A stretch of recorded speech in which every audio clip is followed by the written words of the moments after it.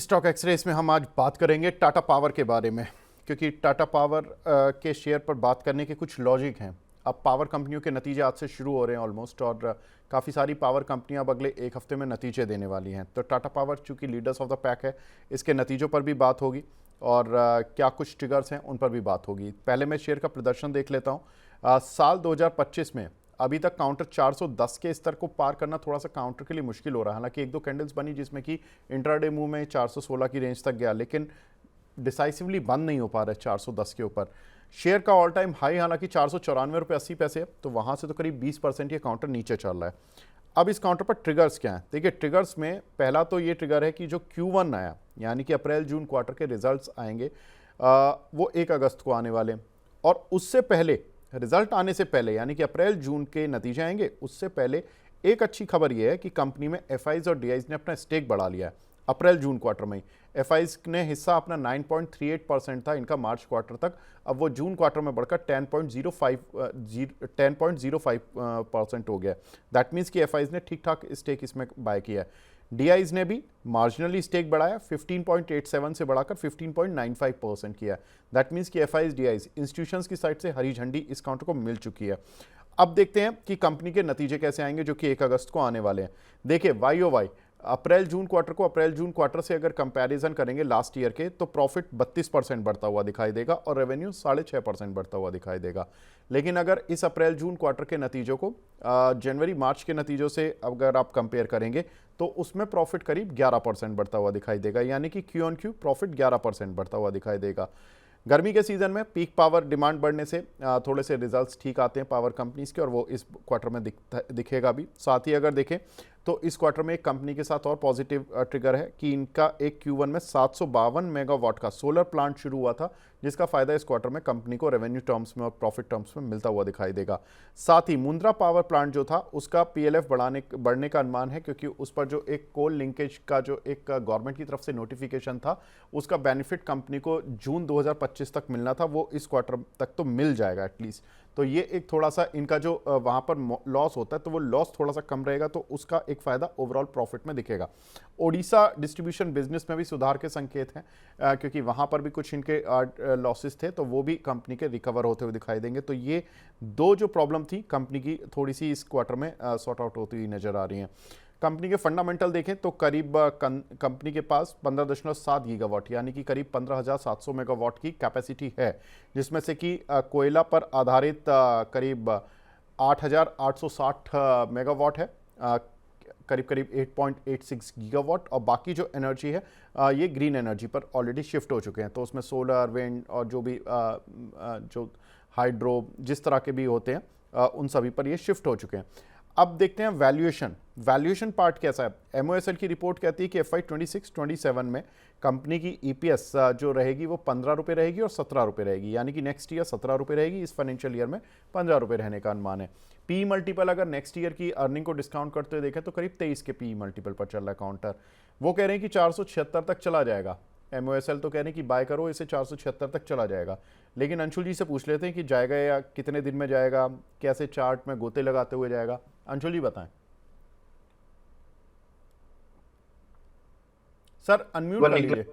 हाँ जी जी प्लीज बोलिए। 410 के ऊपर निकला था, 416 तक गया था, लेकिन वापस नीचे आया है।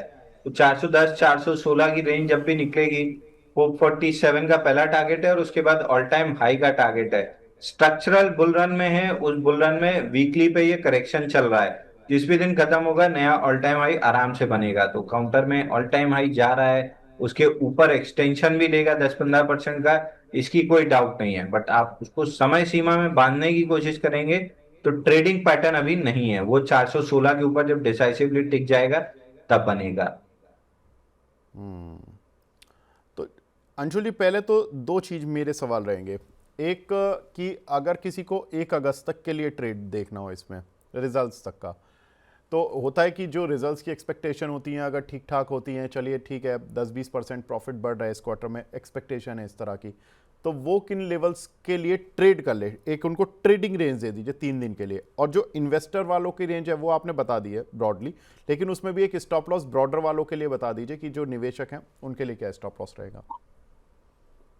सर निवेशकों के लिए स्टॉप लॉस इसलिए नहीं हो सकता है क्योंकि अगर डिप मिलती है, गलती से भी गैप फिल करने नीचे आता है 369 376, तो वो और अट्रैक्टिव बाइंग जोन हो जाएगा। आप अगर ओके। 400 पे इन्वेस्टर के लिए मेरे को सस्ता लग रहा है, तो 376 पे तो मेरे को और ही सस्ता लगेगा ना, तो स्टॉप लॉस इसमें बनता नहीं है एटलीस्ट इन्वेस्टर्स के लिए। और ट्रेडर के लिए आई वुड नॉट सजेस्ट कि आप रिजल्ट के लिए प्ले करें।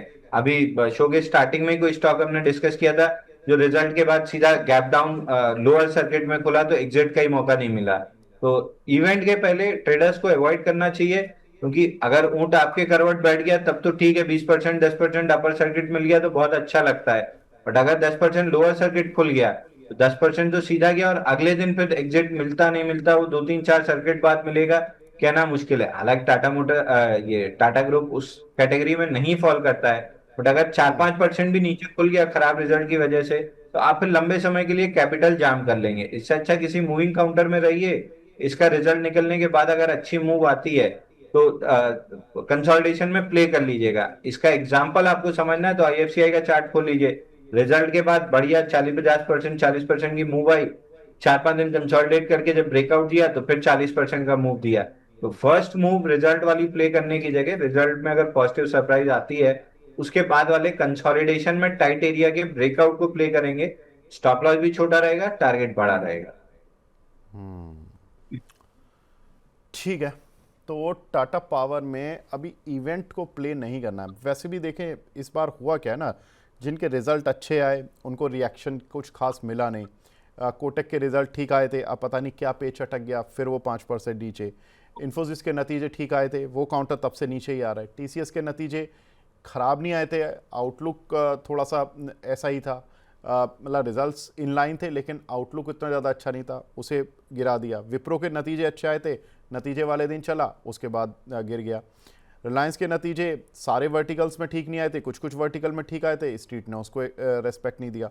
तो इस बार बड़ा अजीब व गरीब रिजल्ट्स का रिएक्शन चल रहा है। जहाँ पर रिजल्ट्स ठीक ठाक आ रहे हैं, नहीं आ रहे हैं, कई बार जहाँ पे ख़राब आ रहे हैं वो काउंटर नीचे ऊपर आ रहा है, और जिनके अच्छे आ रहे हैं वो काउंटर नीचे आ रहा है। तो ये थोड़ा सा इस बार चल रहा है। तो इसलिए अंशुल जी कह रहे हैं ठीक है, इस बार रबी रिजल्ट्स पे प्ले ना करो, इवेंट है, और सेंटीमेंट ठीक होता तो एक बार को देख भी लेते। ठीक है अंशुल जी, परफेक्ट, कोई दिक्कत नहीं है। इन्वेस्टर फ्रेंडली काउंटर है, इन्वेस्टर तरीके से ही काम करेंगे। बहुत बहुत शुक्रिया अंशुल जी, आप हमारे साथ जुड़े सर। अपना कीमती समय देने के लिए धन्यवाद। धन्यवाद सर।